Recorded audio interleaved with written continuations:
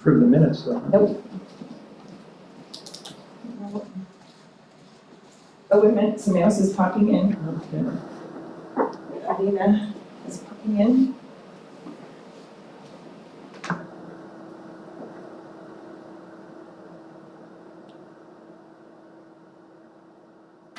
One, two, three, four, five, 6, 7, 8. I do not have quorum.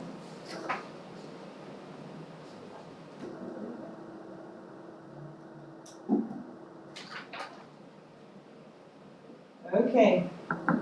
Let's start this.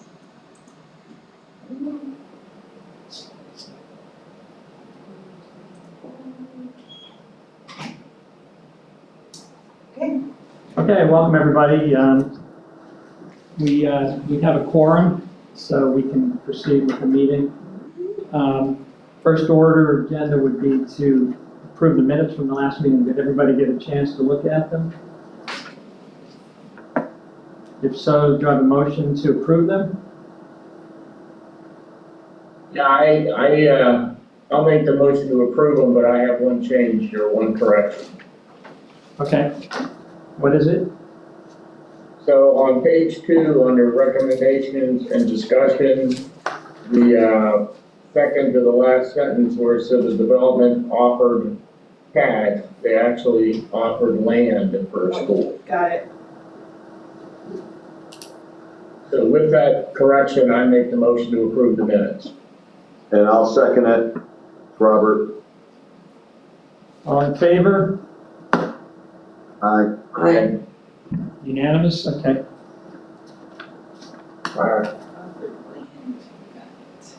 Okay.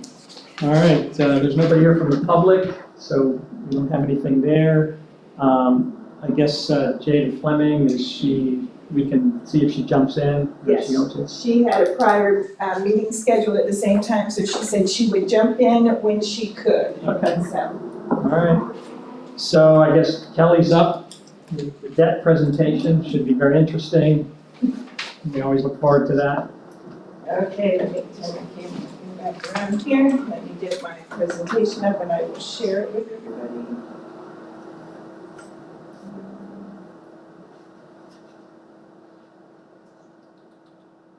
Can you send the presentation out when we get done today or tomorrow morning or something? Sure. I sure can. Can you all see that okay? Yes. Okay. So, I just want to start by saying like our debt, our debt service budget currently is at 85.7 million. Debt service, of course, is what we use to pay our debt. And the funds are transferred from other funding sources. The largest portion of that is from the capital fund. You would have a general fund transfer if we were paying a TAN, which is operational cost, but for the purposes of this, we're only gonna be talking about capital. So why do we need or have debt? Lee County is growing, and so we need more schools to have seats for our students.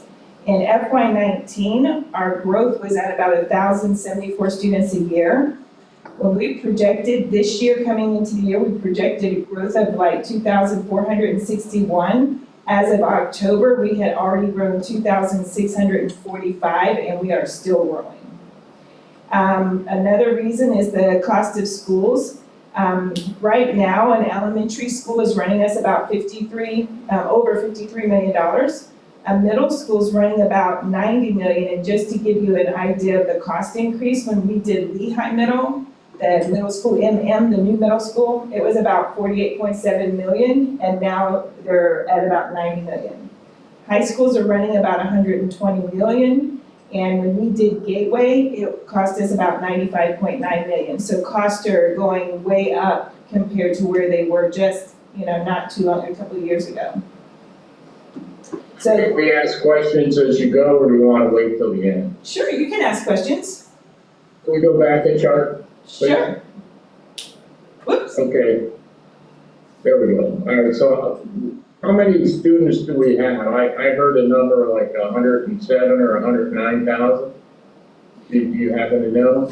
We are at 100, I think like 101 or 102,000. right now, Okay. right around that And the area. second okay, and the second question is, how much is a K-8?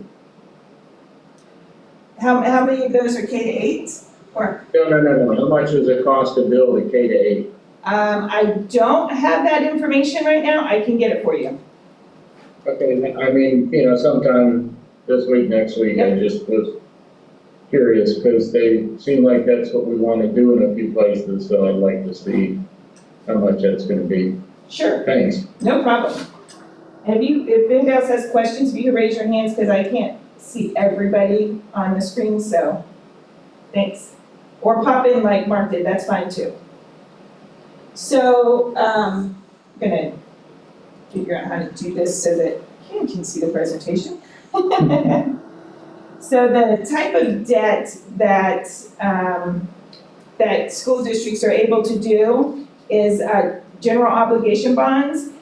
In order to do that though, you have to go out through a local referendum to get voter approval to do that, and Lee County does not have any of the general obligation bonds.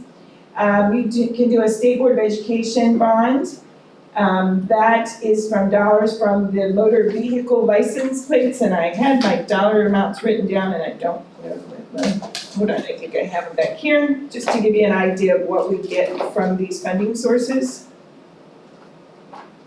I've jumped around so much today in this book, so. Give me a second. Sorry about that.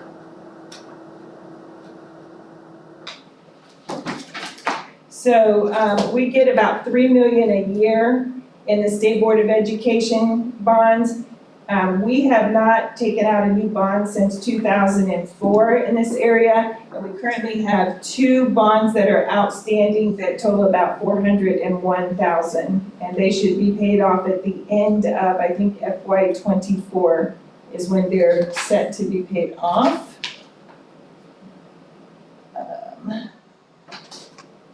Yeah, end of 24. The special act bonds, so, Mary, go ahead. It's back to another slide, and I apologize. When you're talking about the growth, and exceeding the growth of previous years, is there a trend line where we have, a certain amount of growth at its highest with new students coming in, and then it begins to drop down So we in a year? We have not, this year has been even, I mean, I've been surprised. So after Hurricane Irma hit before, we actually saw a decline in student population. So I kind of expected the same thing after Ian. We saw just the opposite. After Ian, we've been growing. So I can tell you that our growth has been, like we went 1,074 to 1,449. Then we had a slight decrease when COVID hit.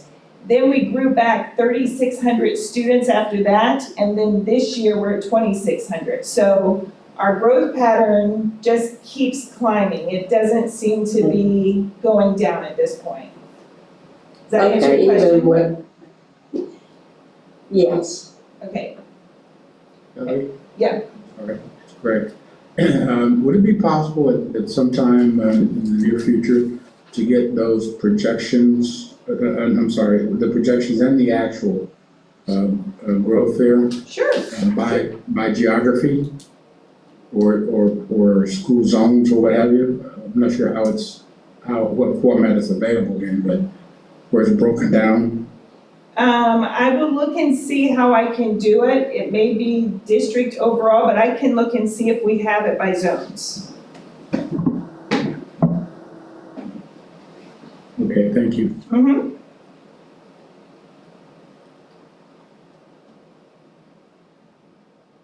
One of the things I missed this slide too, by the way. What we currently have on the plan for new schools over the next 5 years is an elementary school, 2 middle schools, a pre-K to 8, and 3 high schools, as well as an addition to Lehigh Acres Middle School and an addition to a West Zone High School. And then in the 10-year plan, we have another elementary and middle school in the west zone. That's on our current capital plan. As fast as we're growing though, we're going to have to relook at that, and there'll probably be some additional schools that will need to be added. Probably in the east and the west zone, the way that we're growing. So like if you look at that over 10 years, how much spending would that be total, you think, for all the schools? 10-year projection? Well, let's see, right now, and I'm trying to just look, we have.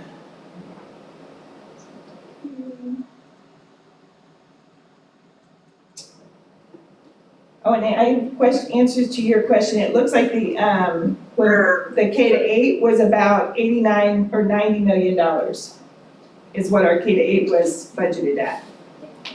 Thank you. Yep. Should have just opened my book. Without sitting here and just running numbers real quick, but I can let you know how much we're looking, Sounds like $300-400 million. yes.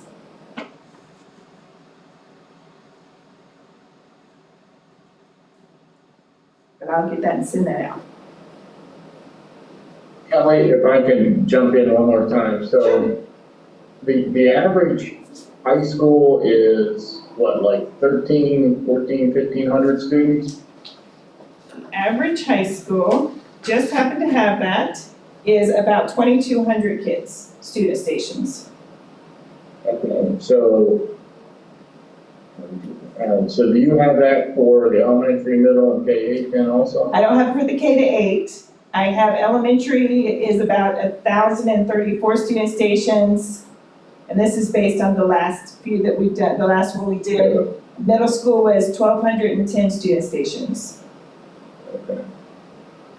So if we're gonna grow, let's just say, 4,000 students this year, you're talking, 2 high schools, whatever, you're talking a lot, so, okay. Mhm.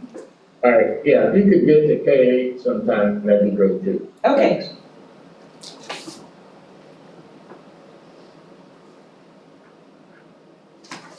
Let me see if it's, sometimes it's, I have on here the K-8 is about 1,600 student stations. Okay? Thanks. Yep, no problem. Okay, so back to the types of funding, and then the special acts bond, which is the racetrack money that we get in. We get about $223,000 a year on that, so it's not a lot of money that comes in through that. And then, of course, the last one is the certificates of participation that we've talked about. That's the long-term lease agreements that we have.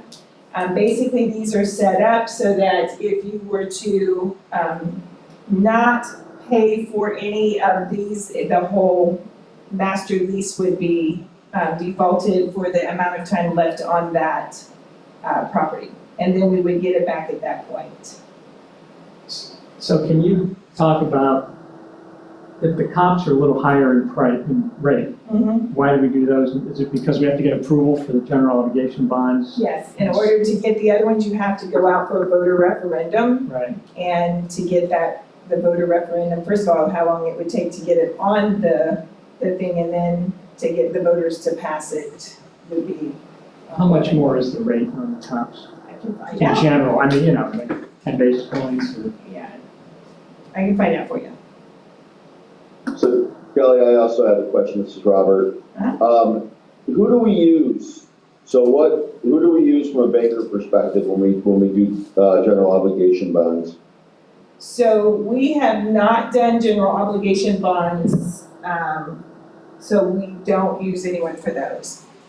Or we've never done that. Okay. No, because you have to go out for. I'm sorry. I read it as we currently don't have any debt. Okay. No.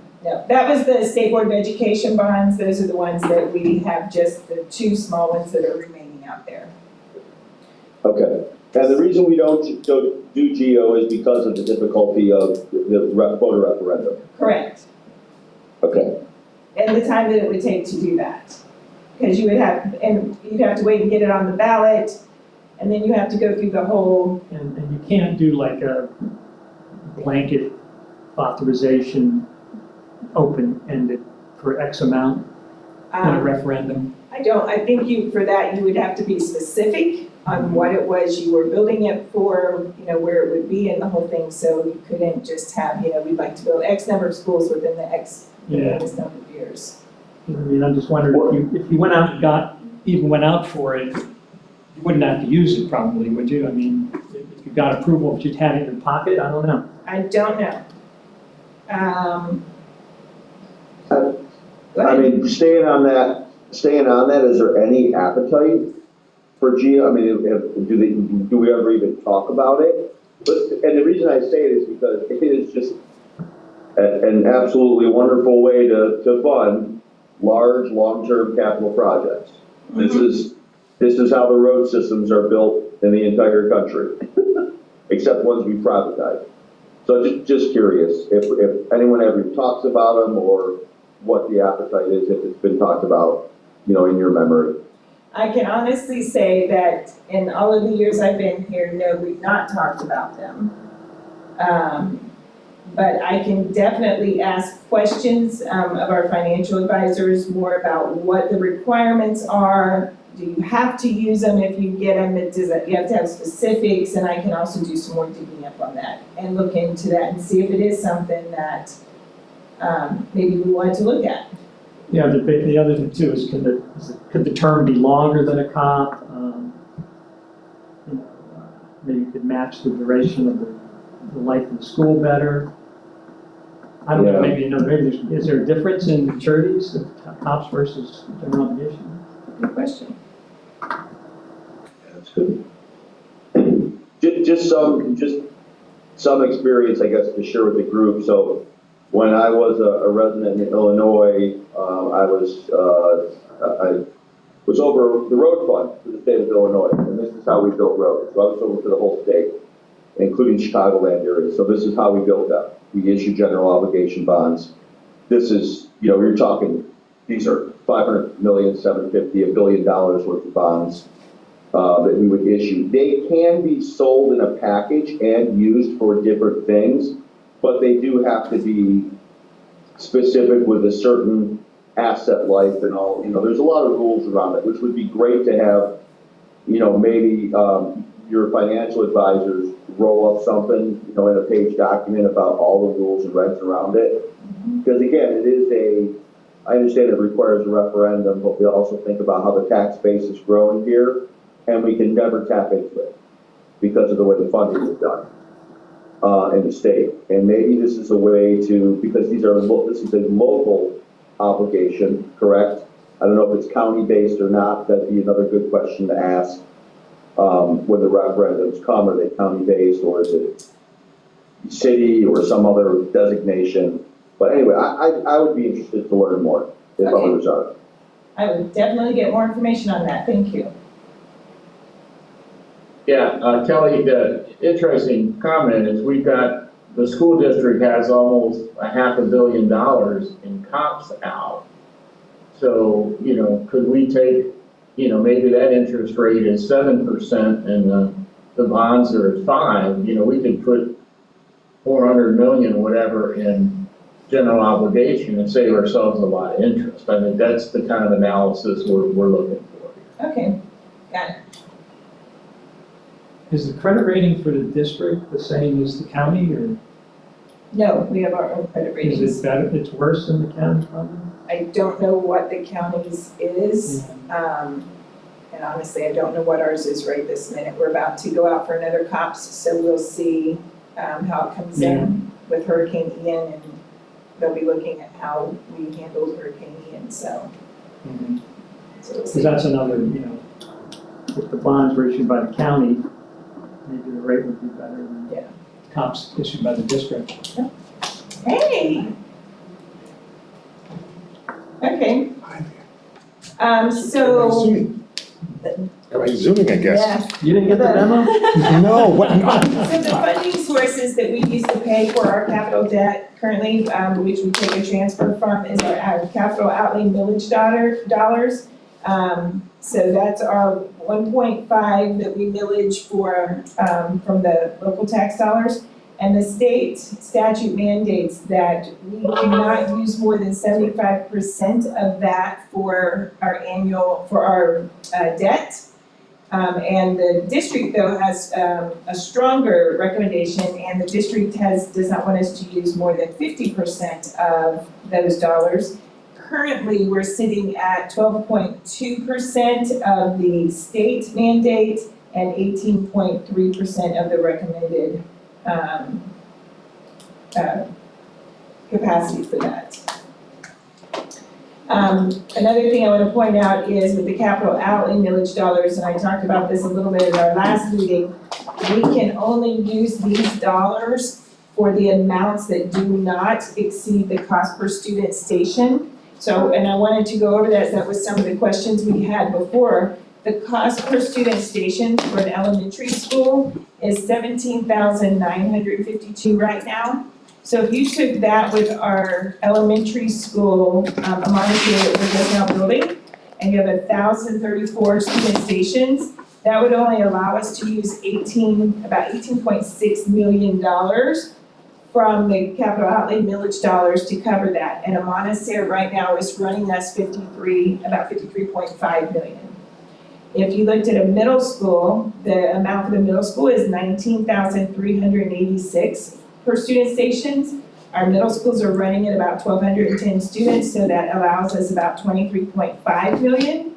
Our middle schools are running $90 million. A high school is at $25,181 for the high schools, and with a 2,209 student stations, that only allows us about $55.6 million of that to be used from the capital outlay millage, and we're sitting at about $120 million for a high school right now. So as you can see, the numbers in the statute really do not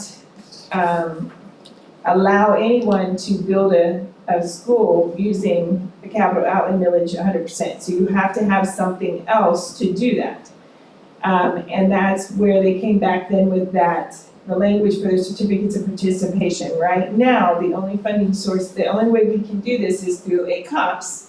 And then you split that cost, so the cost that doesn't exceed the cost per student station, we pay that portion of the debt with the capital outlay millage, and then the only two other options we have for the amount that exceeds that currently is impact fees and sales tax.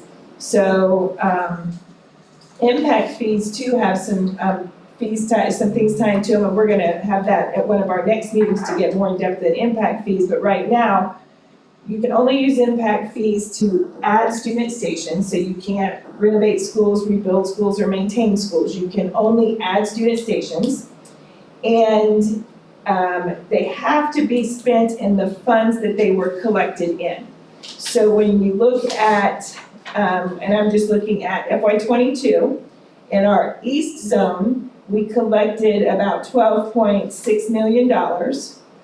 In our west zone, we collected about $17.5 million, and in our south zone, we collected about $5.6 million. So as you can see, even if we put all of those zones together, we wouldn't have enough money to build a school.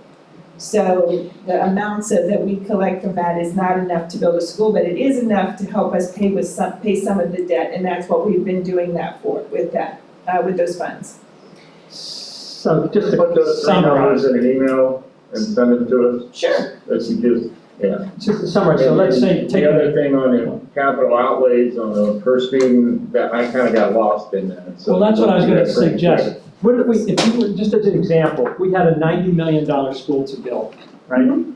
And the cost per student station would make that would be like 18 million, you said, right? Is it 18 or what it was? Right now, you're talking which level? I don't know, An like, elementary. whatever, yeah. Elementary. Yeah, And elementary is costing us about $53.5 million. okay, And the cost per the student calculation station. for cost per student is how much? Only allows us 18.6 million. So how would you pay for that school then? You would take 18.6 Of the debt and charge that to the capital outlay millage. yeah, And the remainder of that debt would have to be covered by impact fees and or sales tax. So you could cover 53 minus 18 with sales tax proceeds. Yes. Okay, you weren't allowed to do that before though, were you? Did they change that? I thought you had to fund it with COPS if you didn't. You have to use a COPS to fund it if you're going to exceed the per student station. But then you can only pay it back with different funding sources. So you can only use the capital millage portion for the cost portion that doesn't Right. exceed. And then the other piece. So the question, so my question was more like, and I think, I know the answer. You can't use sales tax proceeds coming in directly to cover that hole. Not anymore. 53 minus the 18. Now you have to You do have it to through a finance the whole thing with Yes. COPS, and then you have different buckets you're allowed to pull from to service the debt. Correct. And I can send the statute. So you can have a lot of extra sales tax money coming in, sitting there, and you got debt on the other side, because you can only pay it back so fast. Mary, you have a question? Yeah, so Franklin Park, which we just tore down and we're gonna build again, Mm-hmm. that basically, to build it back now, will far exceed, the money that we have into, capital investment, I guess, basically. We would have to you're saying we would have to use, all three just to get that school going, or is there a special fund for those? So I cannot use impact fees for Franklin Park because I'm not adding seats. All I'm doing is replacing seats that were Or already there. replacing? Yes, so impact fees is out, I can't use that. I can use capital outlay millage dollars up to the amount where it exceeds the cost per student station, and then I have to use sales tax dollars for the remainder of that. Okay. And then the schools that got destroyed with the hurricane, is that coming out of emergency funding, FEMA funding, money from the feds? So we had 2 schools that are considered unusable right this minute. Fort Myers Beach, which is still under discussions, so I don't really know what's going on with that one. And the other one is Hector Cafaretta. And that is going to the board, I think, in 2 weeks for a recommendation. And depending on that recommendation, if we rebuild, I think the current recommendation is to tear down the current school because it is, I guess, so bad that they're just gonna need to tear it down. But, so then the recommendation is to move sites and build a K-8 that can house those students and some middle school students as well that are gonna be needed on the Cape. When they do that, a portion of those dollars, as I understand it, for the amount, the amount that FEMA would give for the Hector portion of it can be used to replace that piece of it. But it would not be able to be used for, say, the middle school portion, because that's something new the district would be doing. Okay, Okay? thank you. No problem. Okay, so the next slide I have is where our current outstanding debt is, and by year you can see where we are. As you can see, after 28 it drops off, and that's because that's when the sales tax ends, and so most of the debt that we have is now between now and the 28. At this point, we're gonna start spreading that debt again, and putting some more of the capital cost on out rather than having it all in with the sales tax. How long are the COPS usually? Or- The COPS, we pick the terms, so we used to go between like a 20 or 30-year term, depending on, what it was, everything was looking at the time. Since the sales tax was here, we were doing them through the sales tax time period. But now we're gonna start spreading them out again so that we aren't paying just debt at the end of the sales tax time frame.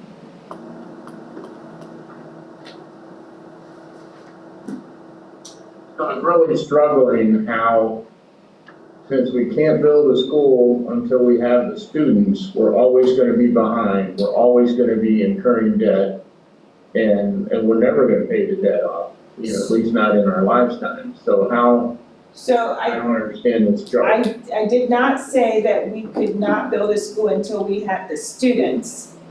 We have projections of student population growth out through 5, 10, 20 years. And we look ahead to build schools. Our problem is that our growth has happened so quickly that we can't keep up. So we're playing catch up right now just to try and catch up with the growth that we've been having. So in 4 or 5 years, you think we'll be caught up with the growth and the growth will stabilize? Is that kind of the thought process? I can tell you that we are still projecting schools to be added out through the 20-year plan. So no, I don't think in 4 or 5 years we'll be caught up and be done. We're gonna continue. We suspect the growth will continue. It may level out, but it still will be continuing. So how can we get rid of the debt then? I'm still confused. Well, I don't think I said we were gonna get rid of the debt. I don't think that was ever anything I said. No, and I just to throw, I always come in with this opinion that there's nothing wrong with debt. Debt is very good in some Yes, I would cases. agree. And maybe the gentleman who was building the roads in Chicago could talk about that, you know, that you're always gonna have long-term debt to fund long-term assets, and it's a smart thing to do. You know, the question is what percentage of your income you want to have eaten up by servicing the debt, and we're pretty low right now. Yes, What, we are. we're at 18% or something you said? What was it? 18% of the 50% of the, Of the cap, of the. not even the cap, that's the board cap. Yeah, the That's not 50% cap that's way less than the Way less than mandated this cap, needed, yes, because we got operating costs to cover, but, you know. yes. Yeah, that's spot on observation, and honestly, I wonder what the advisors will say, because actually, if you ever went down the road of general obligation bonds, we might be looked at differently because our debt is where it's at. You know, you do have to carry a certain amount of debt. I mean, that's part of, and I think we all know this finance 101, right? As part of a healthy portfolio is a certain amount of debt, with hard assets. So, no, I think that's a good call out. Okay, so right now in the 22-23 budget, it shows we have $500 million in debt, and we're spending almost $100 million each year to service that debt. Is that the projection? That projection, that doesn't look like that's gonna change to me. So the previous chart. Oh no, did I lose you guys? Hold on. We It was- lost our Zoom up here so nobody can see you. This is what it did before. All you have to do. No.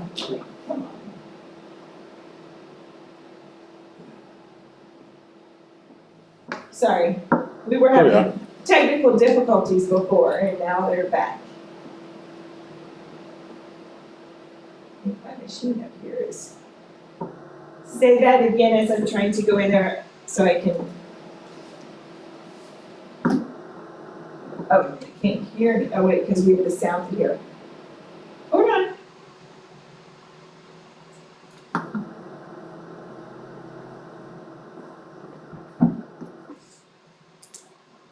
I wonder if it's getting too hot. Shutting itself off. So everybody decided to Zoom, I guess, today. I I was- left Naples, I trying was to get gonna do here. Zoom, but you I was called gonna me. do it too. Yeah, she asked me to Supposed chair, do she it said, well, can you chair it, because Daryl can't come, I said, well, then if I'm gonna chair it, I'm gonna come to the meeting, because it's hard, I said, it'll be hard to do it over Zoom, but I thought Jada willing? that's just funny. She had a prior meeting that she Something. said she'll jump in after if she can, so. Yeah. I brought something for her, that's okay.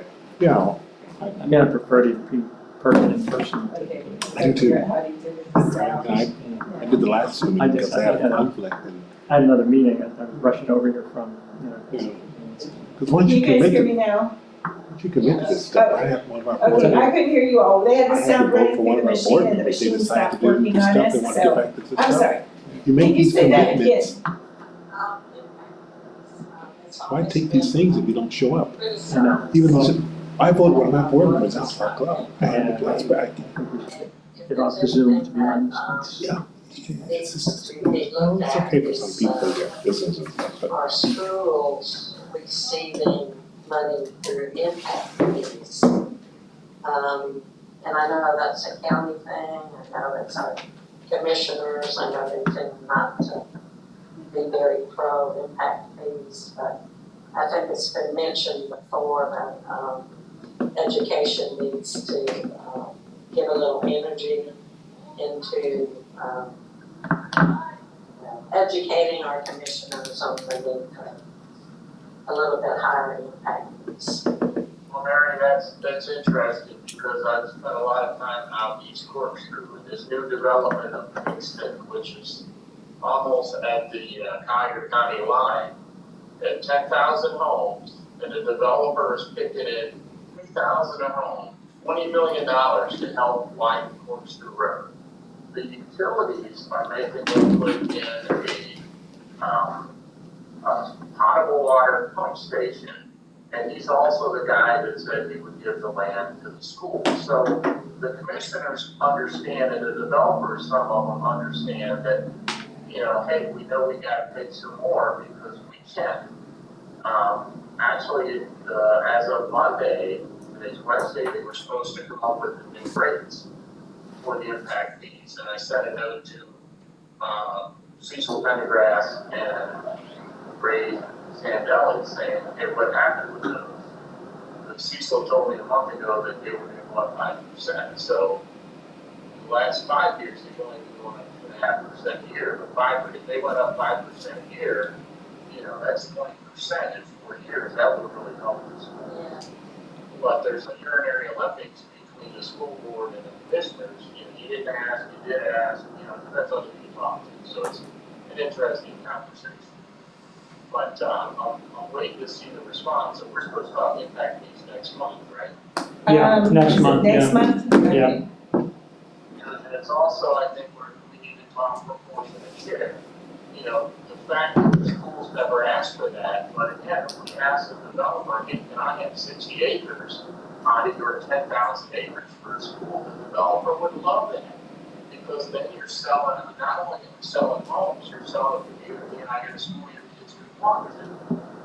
But the planning guys said, nah, we don't, the homes are too expensive out there, we don't. So I did ask about that, because I said, in the meeting you brought that up, and he said that they had asked, they had not come to us. Our realtor or somebody went to them and was talking to them about, I guess, the area, this is what I'm being told. And they offered the land piece, but they are still, they haven't even got their zoning or something done as of yet, is what I was told. So they're still working on that piece. So that's what I was told. I was told we didn't say no or anything, we just, that's where they were with it. But it can't be, Mark's opinion, it can't be our contractor from TCG. It needs to be a government employee, because the TCG guy is looking to get his commission. And if we're not selling or buying or giving, he doesn't get anything. Yeah. I mentioned that to all board members, and had a discussion with Chris Patrica yesterday morning on that issue, that there's no way, if you're gonna be a TC, now, I'm going off on a tangent here. If you're gonna be support to the school district, if anything comes up where you might benefit from it, you need to excuse yourself from it. And that, and from what I can tell, that's not being done in the planning department. Mark's opinion. I hear you. I'm glad to see that they're at least talking about it, so that's, because that Kingston is gonna be just like Gateway was. Which goes between what? Daniels and 82, that's exactly what Kingston's gonna be. 10,000 homes. All right, I'll shut up for a minute. I said a minute. You're fine. Okay, we got our sound back up so they can hear you now and hear better, so. Keep it cool in here. So that's what I had for the debt presentation, so, So, question, uh-huh. would you say that the sales tax funds coming in are in excess of what we would really need? I mean, I don't want to phrase it that way. We're not able to use all these proceeds just for capital, right? We have excess coming in. I would say that, I would not say there's excess that we cannot use, right? I would not say that. They're coming in higher than we had anticipated right now. And so we're having to relook at the things, but remember, as they're coming in higher, so are the costs of doing, anything that we're doing in construction has like doubled and tripled in cost from where we were before. But you have to finance that. Yes, but it's paid back with sales tax dollars. Yes. I mean, what I'm trying to picture here is like this whole master sort of projection, how much has to be financed, what the debt service on it is projected out, and how much sales tax is coming in on an annual basis to match those servicing costs, right? If you've got excess sales tax money sitting there, is there a way to set up like a sinking fund, where you could defease some of that debt, and save interest cost on it, but still live within the requirements of having to finance schools? And I just don't know how the projected cash flows look, Yeah. Cash flows are an issue for us right this minute. You mean like fewer? Overall, cash flow is an issue right now because of the issues that we're having with because of the hurricane and tax dollars. So So the tax are slowing down. yeah, and then, so we're not seeing the capital dollars come in from capital outlay, so then we're using, Right. the sales tax and kind of doing. But you kind of want to get away from, I would think, this business of trying to match all the time. Oh, I got this much coming in over here, so I got to do something to use that. And I got this much over here, you know what I mean? It's crazy to manage that way, Yeah. So, We are getting ready to relook at our whole capital plan and, look at what we're gonna be doing and what needs to be done and stuff, so, and I will talk about that. I'm not sure, and I'll have to ask the way the debt is currently structured, I'm not sure we can pay ahead, but. yeah, I don't I'll know have to, about comps if you can. do Yeah, that. I'm not sure we can, but I can ask, but I You think- do have uni bonds. yeah. With Ken's point there, we know in the 5-year plan, we're gonna build 7 new schools. And we know the cost is gonna go up 5 to 10% a year. So you could take a projection and say, just some kind of a Gantt chart, that these are the 7 schools, this is how much we think it's gonna cost. So theoretically, that's how much debt you should need, right? I mean, I'm overly simplifying Yes. it, but that's the way. So could we put a little chart together like that just show, I'm kind of looking at the same thing for roads, and the commissioners tell me money is not an object, the money's not a problem. And I'm like, wow, really? Well, why isn't Corkscrew done? Why isn't the bridge fixed, What's happening with the leak? But that's my buddy Cecil, so. That's what I'm gonna say, which one told you that? Say so. So if, while we're talking about, the budget and other things, so, we're talking the budget in May. And the interesting thing about the budget is we got a lot of stuff in there that just, to me, I'm not sure we needed in there. And, the organization chart, okay, the number of typists, clerk typists, do we really need that in there? I think it would be good to have things like, the debt plan, that would be better to be in there than some other things. So do we have the opportunity to give you that kind of feedback in May saying, of the 107 pages that you all put together for the budget, can we throw this out, throw that out, add this, move this, that's what I think I would like to see, and not necessarily throw it out, but say, hey, I would like a better explanation of the projection of impact fees.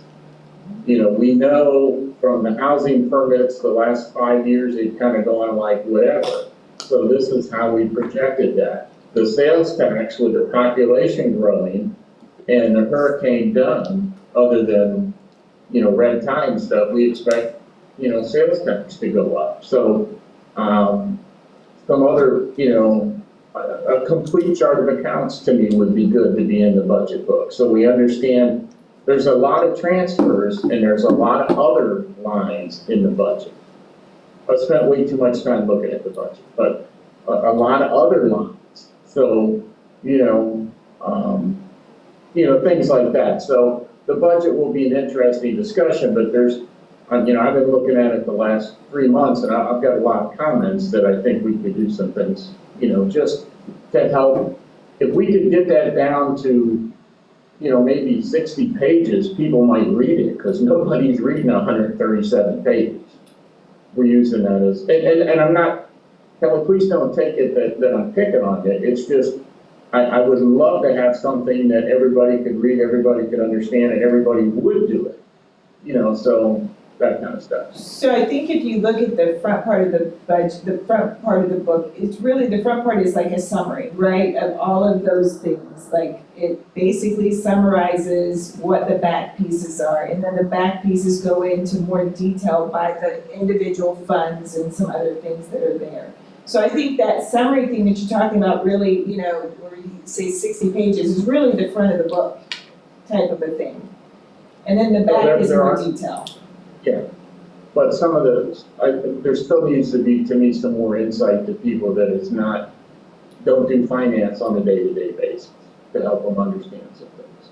Okay. So, but I don't want to make the book any bigger than it is, so, but, do we really need the pictures of the board members in the budget book? Do we need the organization chart? I mean, I'm just throwing things out, so, but, yeah, I hear you, and believe me, if I didn't have to do it, I wouldn't. But the minute I don't do it, I have the person on the other side who wants more information. And so, if I put it in there, then you can pick and choose what you want to look at. And, if you want to just do the summary, then do the front part. If you want the more details, you can go on. And I want to go back to a question you asked, like, when you were asking, like, can you all go through and say, take this out, put this in? That is not you can't say, take the clerk typist out and put this in place of it. That's not your prerogative, right? You can ask questions. And then it'll go to the board and the board decides. You can ask questions, you can make suggestions, you can make a motion, but that doesn't mean that it's gonna happen. So, and I want you to remember, when you think about this and you think about like a clerk typist, right? I want you to think about a high school that has 2,200 students. And then think about, take the teachers out of it. You've got a secretary to the principal, you have an information specialist and a bookkeeper, you have usually one other secretary. They need other people to do some work in that office, to greet parents when they come in and do things like that. So to just, you got 2,000 students there and like 5 or 6 people in the office, I really don't think that's too much, right? I lost your sound, hold on. My thing went off again, give me a second. Okay, say it again. We're talking about that. So my point was, I don't know that in the budget book, we need to identify that we have. I think Okay, yeah, it's too granular, like, not too detailed. We identify that we have 100% elementary. So, maybe in the backup somewhere, things like that. Okay, you're talking about in the book itself, Yes, yes. that, Yes. Yes, so I'm just, so many people, I actually gave my 4 year worth of books to somebody who's on the audit committee, and he was giving me grief about how they're being treated before. But there's a lot of information in there, but, some of it, I'm just not sure in the book. And I think you need to have that information to put the budget together, but not necessarily, the idea that we have, again, 6 clerk typists, you have a personnel line, you have, teachers, administrators, support staff, that's kind of how you guys do that. So, things like that, there's 5 pages on every type of classification of individual in the budget book. Now, somebody wanted that at some point in time, and maybe we keep that as, here's, 6 addendums that if you want this, we can send it to you. That's the kind of stuff I'm looking at. yeah, so just so. Somebody obviously asked for it at some point in time. Well, so the book is based on what is considered from the governmental standards, the information that should be provided to the public to be fiscally transparent. Really? Yes. So there's a, if A you, lot of time with the government accounting standards and some of that stuff, but that's it. Yeah. So, if it's all in one place, you can say it's there, rather than saying, okay, I'm on a website, here's a 60-page budget book, and these 12 things are the backup documentation if you want to go into. okay, I hear you. That's kind of my thought process. Thank you. I misunderstood what you were saying before, but thank you. Hey. And so, the idea, if you hand somebody 60 pages, 30 pages front back, they'll probably read that. If you hand them 137 pages, after about the first 60, 70 before. Yeah, well, my staff would love if they didn't have to do it. What are the other districts look, do they look the same? A lot of this stuff is coming from HR or other places, so, we just put that on the link out there and say, hey, if you want to see how that happened, go over there. Yes. So that kind of stuff. So, it's an automation. That's just me. Yeah. Got it. Okay, I'll shut up. Yep, you're fine. You're fine. I'm not gonna ask you to shut up. That's okay. Just don't fire her typist. That's my ad. Okay. Thank you for that. Other questions? So Kelly, if I give you the Florida statute on proportionate share, Mhm. can you send that out to the group before a meeting next month? Sure. Sure. Okay. Because I shouldn't send anything out to everybody. It should come to you and then you send it out. Yes, that is correct. So yes, if you will send that to me, I will make sure that everyone gets it. Yeah, because not everybody understands the proportionate share, so, but it's also a lot like impact fees, but, we can ask for it, we have the ability. The school district has the ability, they just haven't done it. Yep. And I've been trying to work on the board members to help them understand. And I gotta believe they're gonna ask from your office or somebody more about proportionate share. Okay. So that would probably be good for you to have just to say, hey, here. Yes, thank you. And I will share that with our planning department, and the people that they report to. Okay, and even the audit people, but that's a whole other story, so, okay. Okay? All right, thanks. Uh-huh. Any other questions, comments? So I had a question. So with this education savings account, it's probably early, but the thing that they're discussing up in Tallahassee to give people, you guys talk about that at all? I mean, it's probably early, right? It's still early. Impact on schools and student population. It is definitely gonna be an impact. I haven't sat down yet and looked at what that impact would be to us, but it will definitely be an impact, and there is much discussion Yeah. going on about that right now. Yeah, especially building I'm sorry, schools. Kelly, I couldn't hear the question. So he asked about the educational, what's it called? Education savings account. Education savings account, which is basically giving parents money, to take care of the education, basically. So, and what that impact on school districts will be. So, yeah. Well, we've also got a couple other legislations out there that want to change the start times for middle school and high school. Yes. And so all this work we've done on proximity, the money we're gonna save on bus routes and everything else, and that kind of, you know, I gotta tell you, Kelly, I don't know how you all do it. Because no matter what plan you got, it's good for a week, a month, a year, and then they throw it out, so. Yeah. We take a lot of deep breaths. Yeah, well, it might be alcohol later on. Yeah, I just wonder who the next come up with this stuff, but.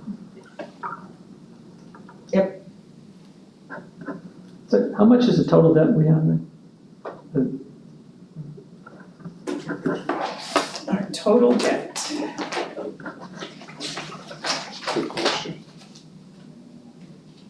I'm sure it's in the book. but- Yeah, I'm trying to see if it's like in one spot. Just give me a second. I know it's here. It's good. And also, I'm curious what the duration of it is. Our total debt right now, principal and, interest and everything is 426.9 Okay. billion. And we probably don't know what the average, well, you had the chart up there with the Yeah. maturity. So. And also in the budget book, I hate to refer you to the budget book, but on page 81 and 82 has it listed by the type of debt and the year, principal and interest, Right. and then it totals it all the way. So if you wanna look at that, that'll give it all to you. Okay. Did you all hear the question and, okay, good.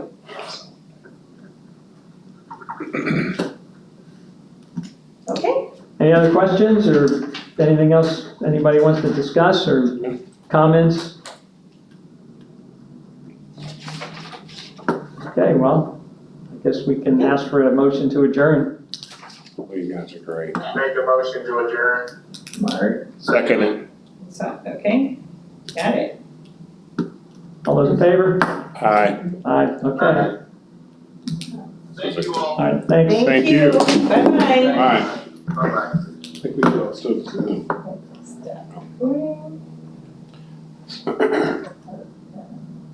Why is I still have time to get that over? God, there's no way. I'm gonna fight traffic to get over to. What's that? No way I'm gonna fight traffic to get over to Ennis. Well, Ron Dale's. You ever been out there?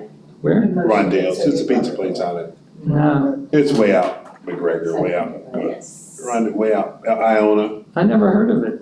What's it? Oh, it's like almost down to, where you're going up to Sanibel. right? Sanibel, yeah. Yeah, because I live close to downtown. Down to the Target or whatever. Yeah, that area. Yeah. There's a meeting that starts at 6 o'clock there. I came from there to here. I was in Tallahassee all last week. Doing some advocacy work and stuff and just got back. What do you do? Advocacy work is what I was doing. Advocacy? Advocacy for POC, which is I work with all those tri-county, Lee, Henry, Colorado, all the 5 county areas. Protect Our Children Project, For what? Protect Our Children, Oh, okay. the sheriffs. Oh, because so they're, in the legislation Legislation, session still. Yeah. I appreciate the gentleman coming in, so we weren't sitting in the room by ourselves. Yeah, would that Oh, be weird? I like to show my. Oh, you'd be like in your, now and in then. your office, I mean, whatever, you know. Yeah. But that's kind of, usually we have a number of people here. I don't mind it. I think you Yeah. get back to hybrid, but everybody's different. Heard of people, I think when people make these commitments on these boards, or so we should get back to hybrid in person. Yeah, it's just easier. Everybody's different. Some people, I mean, we're volunteers. You guys have been here for the longest, you know. Yeah. Well, it's also hard because, It is. they're forcing them to have, you know, a hybrid thing where you got people here and people on the computer, and it was really tough to make that work. But it's almost better to have everybody on the Zoom or nobody on the Zoom, That's you true. know? And I think It's that's. really tough. It is. I know, it is, and Why don't they just go back to in person? In person.